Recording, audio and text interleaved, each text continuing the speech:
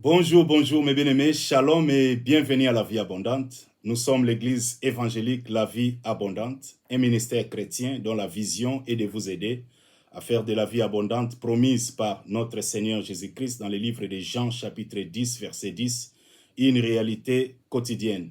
Bien-aimés, nous sommes à Londres, juste à 2 ou 3 minutes de la station New Cross Gate. Nous nous réunissons chaque dimanche de 13h à 15h30. Pour ceux-là qui veulent prier avec nous, n'hésitez pas de nous contacter sur 074 467 90321.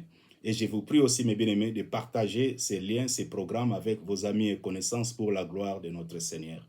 Moi, c'est votre frère, serviteur Freddy Matoko. Je suis vraiment dans la joie de vous accueillir dans la présence du Seigneur.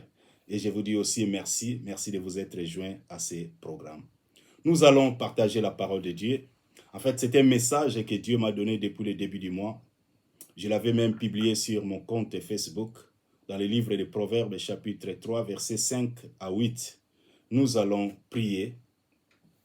Inclinons nos têtes à la prière. Là où tu es, prie, demande à Dieu de te parler.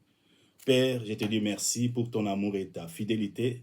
Je remets ce temps entre tes mains. Il est écrit, l'homme ne vivra pas de pain seulement, mais de toute parole qui sort de ta bouche. Je te prie, Seigneur, de nous parler.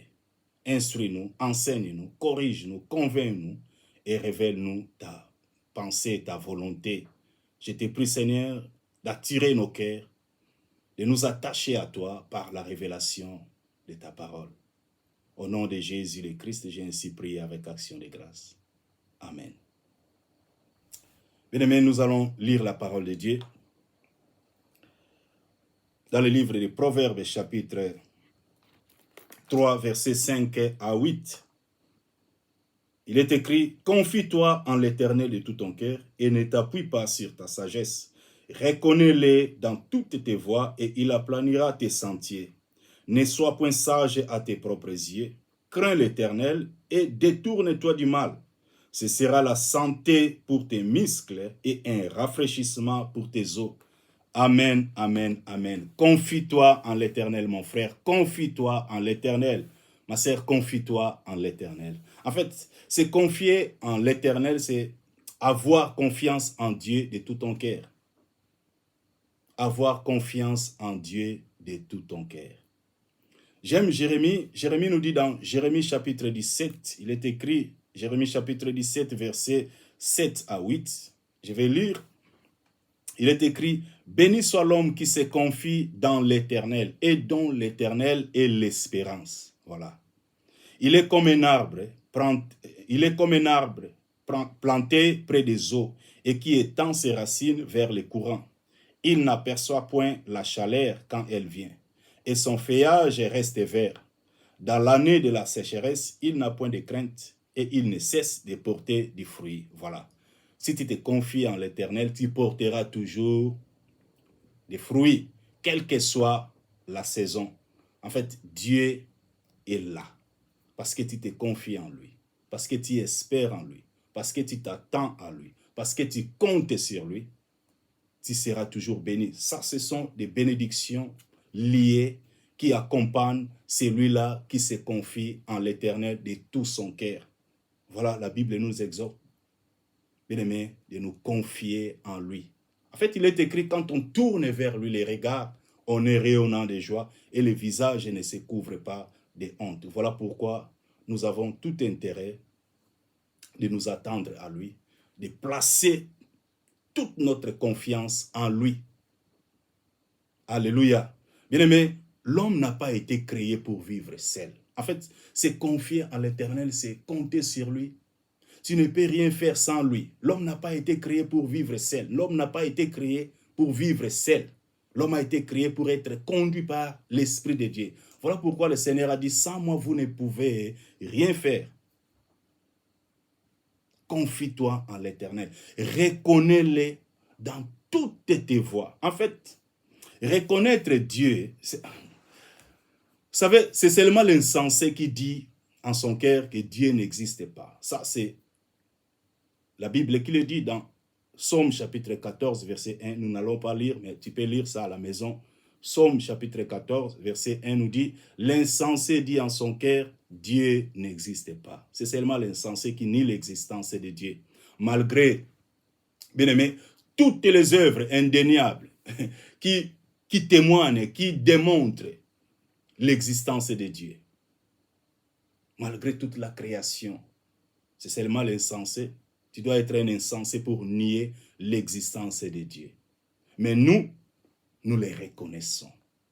La Bible nous dit, reconnais-les dans toutes tes voies. En fait, reconnaître Dieu, il s'agit ici de l'honneur, lui rendre honneur, le respect, la révérence qui lui est due. En fait, la gloire, lui donner gloire, lui rendre toute la gloire dans tout ce que tu fais. Reconnais-le dans toutes tes voies, dans tout ce que tu fais. En fait, c'est avant d'agir, tu te dis toi-même, si c'était Dieu à ma place, qu'est-ce qu'il aurait fait? Si c'était Jésus à ma place, comment est-ce qu'il aurait agi? Donc, tu les reconnais. Tu l'engages. C'est là que Dieu intervient. C'est là, en fait, tu engages Dieu dans ce que tu veux faire. Dans tout ce que tu fais. Tu lui donnes le respect, la révérence, l'honneur, la gloire. C'est ça, en fait, reconnaître Dieu. Tu ne peux pas honorer quelqu'un que tu ne reconnais pas. En fait, c'est la loi de la reconnaissance et de l'honneur.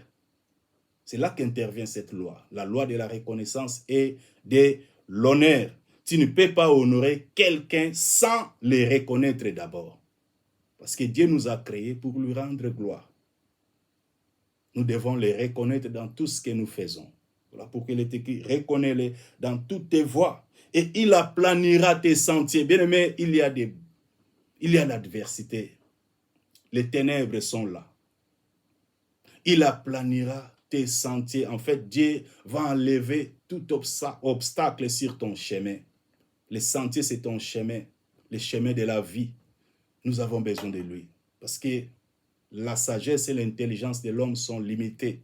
Quelque part dans la Bible, il est écrit, telle voie semble bonne à l'homme, mais son issue, c'est la mort. Voilà pourquoi il est écrit, ne sois pas sage à tes propres yeux. Confie-toi à l'Éternel. Reconnais-le dans toutes tes voies, dans tout ce que tu fais, dans tous les domaines de ta vie. Reconnais ton Créateur.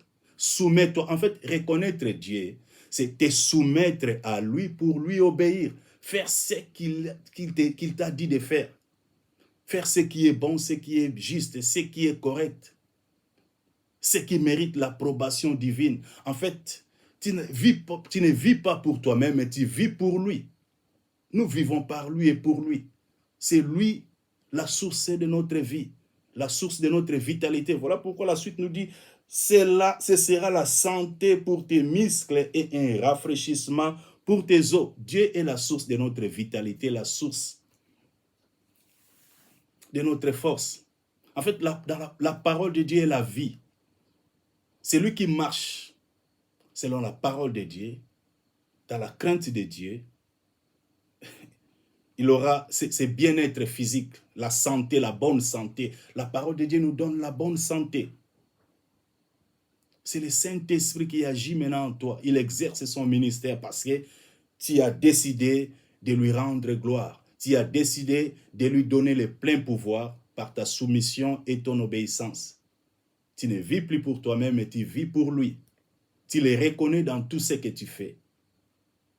C'est cette attitude-là qui engage Dieu dans tes affaires, dans ton entreprise, dans tout ce que tu fais. Cette attitude-là engage Dieu parce que tu n'agis plus, tu ne vis plus pour toi-même, mais tu vis maintenant pour lui. Avant d'agir, tu lui dis, Seigneur, tu fais recours à la sagesse de Dieu. Tu fais recours à l'intelligence de Dieu parce qu'il est l'esprit de sagesse, il est l'esprit d'intelligence, il est l'esprit de conseil, il est l'esprit de force.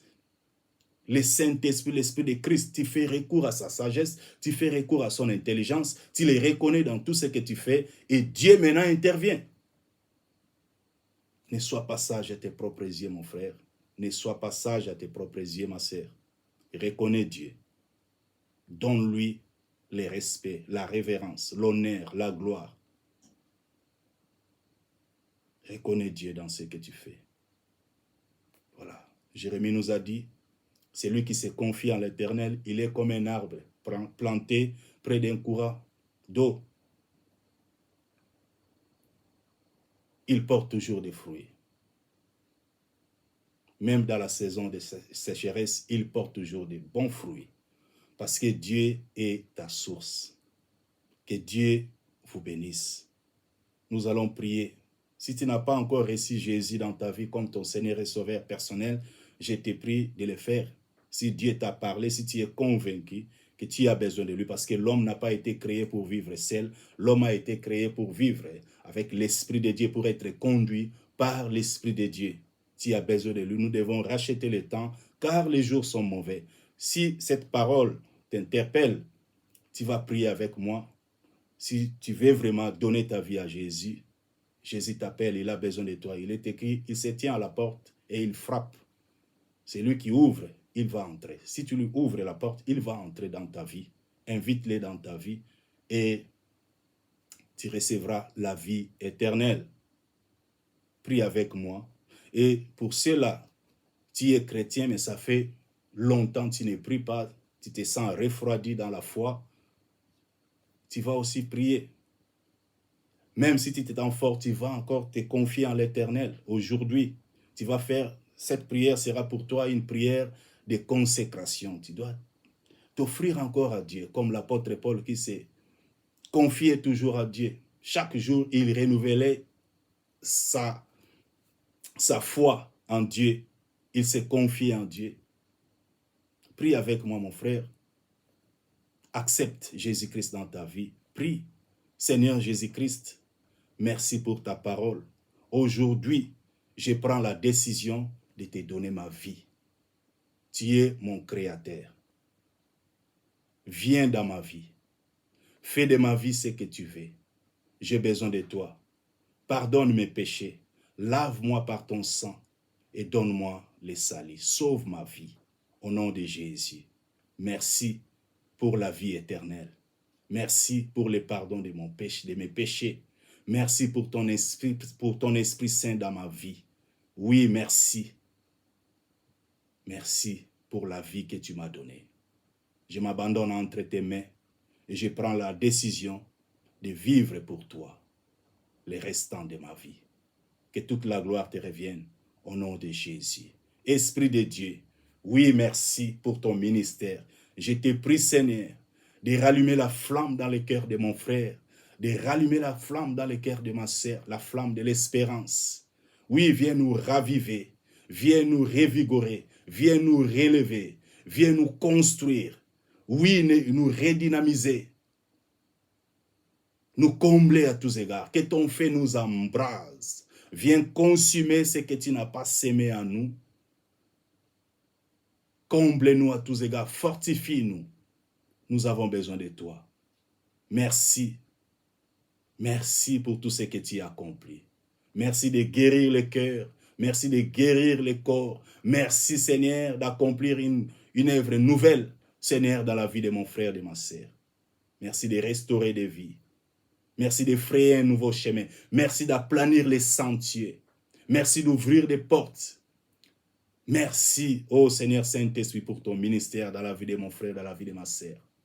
Car il est écrit, tu envoies ta parole et ta parole les guérit tous. Aujourd'hui encore, parce que ta parole est vivante, je te dis merci de guérir les corps malades, de guérir les cœurs, de guérir les corps, de guérir les cœurs, de guérir les âmes, de restaurer des vies pour la gloire et l'honneur de ton nom.